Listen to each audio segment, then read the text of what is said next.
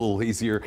We know a lot of you are doing prep work in the kitchen right now, getting everything ready for what you hope will be an enjoyable Thanksgiving with family and friends. Oh, but one of the biggest stresses, besides cooking the dinner, is making sure the conversation at the table doesn't derail over politics. News 3's Jeff Gillen looking into the politics of Thanksgiving. That's right. Good evening, everybody. Came here to my local library in Henderson to see if people will be getting a side dish of politics tomorrow at Thanksgiving dinner.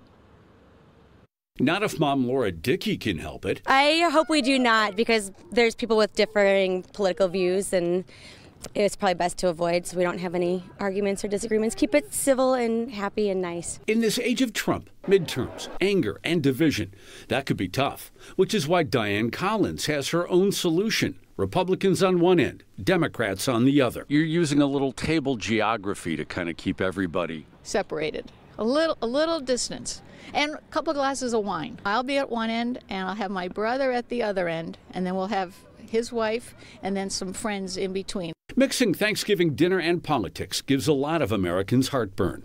An NPR poll last year said 6 in 10 Americans dread it. According to an AP poll, more Democrats than Republicans hate it, and more women than men. Here in Henderson, I asked Mom Kelly Papish if politics ever intruded on her Thanksgiving. Have any horror stories? I don't have any horror stories, thankfully, and we're hoping this year is no exception. So Thursday approaches, and in this divided nation, Pat McBriar tells me what grace at his table will be tomorrow. There's such a divisiveness in the country right now. I'm praying tomorrow that this all comes to an end and that everybody can get along. Don't forget, it's not a day for fights, it's a day for thanks. I have so many blessings that I can't begin to enumerate them. So from this library to your home, Happy Thanksgiving. Thursday, be thankful. Friday. Back now live here in Henderson.